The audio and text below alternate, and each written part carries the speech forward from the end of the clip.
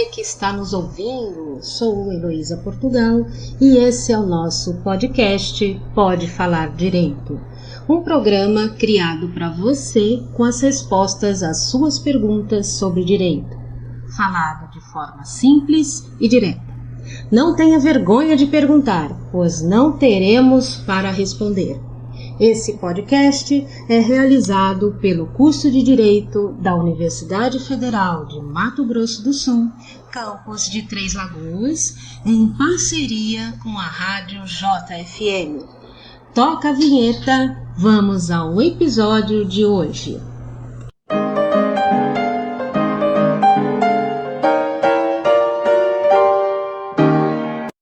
Olá, eu sou o Igor Silva Duarte, aluno do 5º semestre do curso de Direito da Universidade Federal de Mato Grosso do Sul, campus de Três Lagoas. O tema do episódio de hoje é falando de perícia na Justiça do Trabalho. Para tanto, temos também em nossos estúdios os acadêmicos Guilherme Vinícius Martins Batista, Mariane Libório de Assis e Vinícius Denegre dos Santos. Nossa convidada de hoje para falar do tema é a professora Andriela de Paula, que é mestre em Direito pela Unimar na linha de pesquisa, empreendimentos econômicos, processualidade e relações jurídicas. Professora Andriela, diga um alô aos nossos ouvintes. Olá, como vão vocês? Tudo bem? Um prazer estar aqui com vocês para falar desse tema tão relevante do direito do trabalho.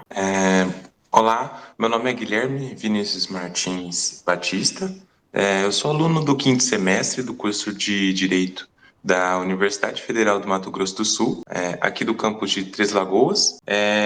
Professora, a gente gostaria de saber um pouco mais sobre o que é a análise pericial. Bom, a análise pericial, como o próprio nome diz, é um exame. Vão ser analisadas quais são as características técnicas daquele caso. Então, vai ser feito se for um caso de uma perícia que será feita no ambiente de trabalho, será feito um levantamento daquele ambiente de trabalho. Qual é um levantamento a respeito das queixas daquele pedido, que a pessoa está pedindo, da necessidade daquela perícia, Então, vão ser analisados todos os elementos do pedido e os elementos do ambiente do trabalho ou daquela pessoa, se for o caso de uma doença, se for o caso de um cálculo, quais são todos os elementos que compõem aquele conteúdo para que seja feito, então, o exame pericial, seja preparado um laudo a respeito daquele tema. Excelente. E agora a gente gostaria de saber também um pouco sobre qual a finalidade da perícia no processo judicial trabalhista. A perícia no processo judicial trabalhista, como eu adiantei até agora na pergunta anterior, ela é uma forma de prova no processo do trabalho. Então, ela é uma prova técnica, ela vai dar subsídios técnicos ao juiz para a decisão daquele pedido. Então, se nós estivermos aí diante de um pedido de insalubridade ou de periculosidade, por exemplo, é essa prova técnica que vai avaliar as condições do ambiente de trabalho, se existem agentes nocivos ali naquele ambiente, se aquele reclamante está exposto àqueles agentes, em que grau que ele está exposto, e vai trazer todo esse entendimento técnico para que o juiz possa dar a melhor decisão. O juiz não dispõe desses elementos técnicos, ele dispõe dos elementos jurídicos. Então, é através da perícia que ele vai poder afirmar e dar uma decisão mais justa para aquele caso. Olá, meu nome é Mariane Libório de Assis, aluna do 5º semestre do curso de Direito da Universidade Federal de Mato Grosso do Sul, campus de Três Lagoas. Andriela, quem pode ser perito judicial? Perito judicial pode ser aquele profissional que tem habilitação na área em que o exame técnico vai ser realizado. Então, em regra, quem são os peritos? São os médicos, habilitados para fazer as perícias médicas, os engenheiros, em regra, engenheiros de segurança do trabalho, que estão habilitados para fazer as perícias de insalubridade, de periculosidade, e os contadores, que estão habilitados para fazer as perícias de cálculos trabalhistas. Então, esses profissionais, eles fazem um cadastro junto ao Tribunal Regional do Trabalho, com o currículo,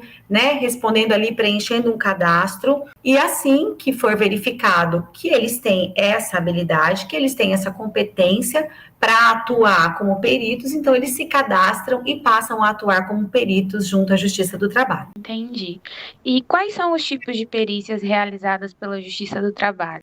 Em regra, as perícias mais comumente realizadas na Justiça do Trabalho são as perícias contábeis, que são aquelas que vão verificar se o cálculo apresentado após a sentença, né, quando se inicia já a fase de cumprimento da decisão, se eles estão corretos. Então, em regra, o reclamante apresenta esse cálculo, a empresa impugna esse cálculo apresentado e se houver uma grande controvérsia, contrata-se, né, nomeia-se um perito para que analise aquele cálculo e dê o valor correto daquela decisão ao juiz. Existem também as perícias de insalubridade e de periculosidade. Essas são realizadas quando há pedidos de adicional de insalubridade ou de adicional de periculosidade. Então, o juiz nomeia um perito para que analise o ambiente e os pedidos para ver se aqueles agentes estão presentes. E a perícia, nesse caso,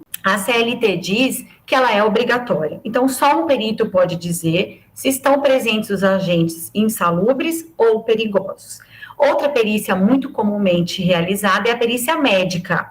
Essa perícia ela é feita quando há algum pedido de doença ocupacional, quando há algum pedido de dano moral decorrente de alguma lesão e alguma incapacidade, né, que é o que aquele autor sofreu com relação ao trabalho, algum dano estético sofrido na relação de trabalho. Então, o perito é que vai examinar esse autor e vai dizer se há uma lesão, se há um nexo de causalidade e que grau é essa lesão. Olá, sou Vinícius Denegre dos Santos, aluno do 5º semestre do curso de Direito da Universidade Federal de Mato Grosso do Sul, campus de Três Lagoas. Professora, o perito judicial recebe pela atividade de perícia? Se positivo, quem arca com essa despesa? Sim, ele é remunerado por essa atividade, né? Os peritos são remunerados.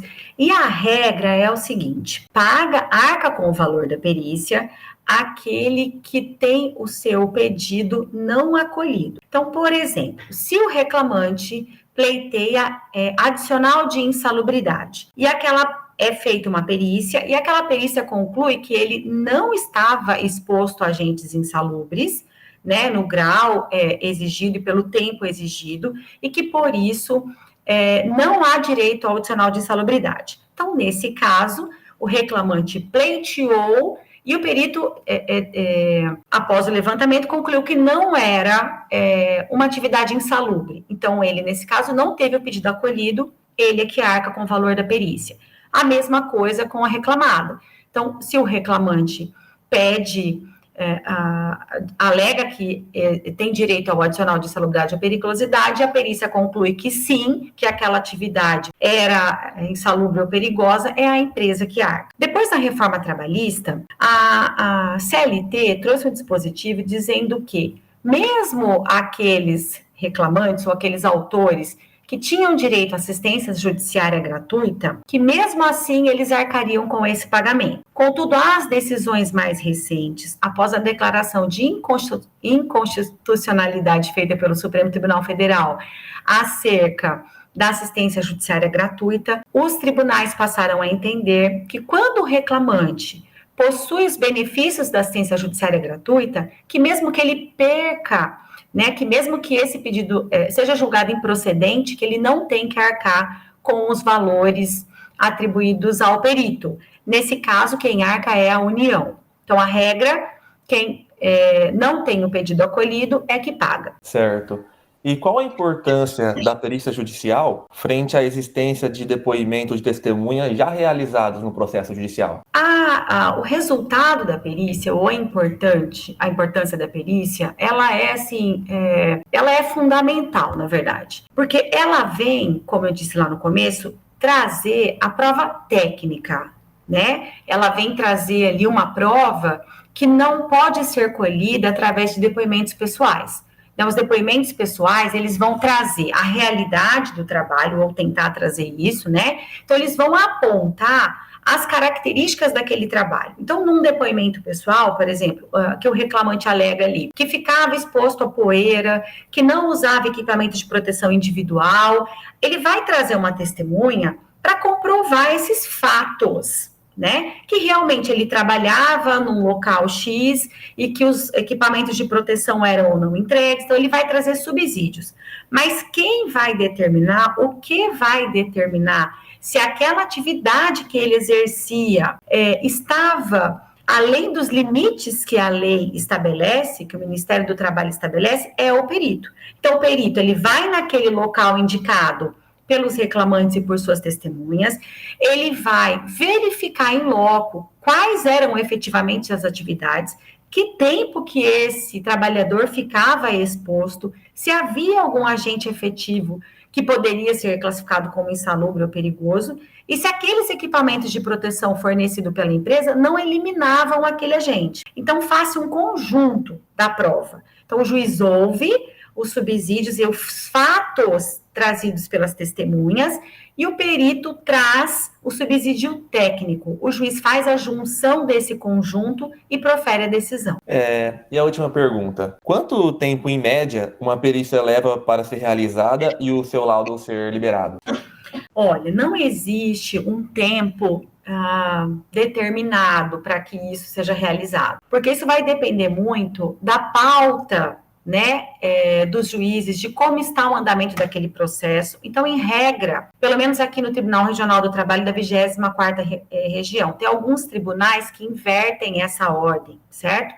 Então, aqui, faça uma audiência, né? Faça a coleta das oitivas, dos depoimentos das partes, das testemunhas. Após, o juiz nomeia o perito e marca uma data para que essa perícia seja realizada. Então, depende da agenda do perito e da quantidade de perito que exista na comarca, né? Isso pode levar cerca de 1 mês, 2 meses, né? Para a realização dessa perícia, que é a ida ao local e ao exame em loco. Feito esse exame, o juiz concede um prazo para que o perito apresente o seu laudo e, após a apresentação desse laudo, ele confere um prazo a que as partes se manifestem a respeito desse laudo apresentado.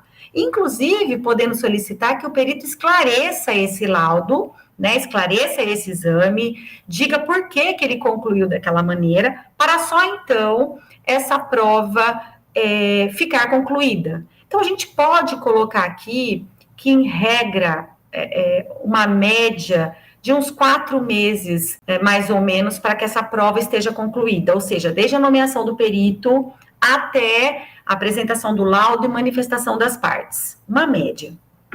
Professora Andriela, você poderia deixar uma mensagem final aos nossos ouvintes? Sim, claro. Bom, como eu disse no começo, um prazer estar aqui com vocês. E eu gostaria de dizer da importância desse trabalho, né, feito por vocês. Vocês estão de parabéns. É um momento de esclarecimento à população, é um momento de retribuir, né, e de vocês demonstrarem todo o conhecimento de vocês, os estudos, né, a importância das universidades, né, tanto no aspecto do aprendizado, quanto no aspecto social, do que a universidade devolve para a comunidade. Então, esse é um trabalho extremamente importante, que atinge os mais variados públicos e que, com certeza, vai esclarecer as dúvidas de muitos ouvintes. Assim, finalizamos mais um episódio. Obrigado, professora Andriela, por sanar nossas dúvidas e discorrer um pouco sobre esse tema. Foi muito importante sua presença conosco hoje. E aos ouvintes também, os nossos agradecimentos. Esse foi o Pode Falar Direito, falando da perícia na Justiça do Trabalho. E chegamos ao fim do nosso episódio de hoje, do Pode Falar Direito. Envie sugestões, dúvidas, através de nossas redes sociais ou mesmo das nossas rádios parceiras. Escute os nossos programas anteriores e também se atualize. Estamos nos principais distribuidores, Spotify, Deezer, Google Podcast. Participe, venha conosco, pode falar. Até a próxima.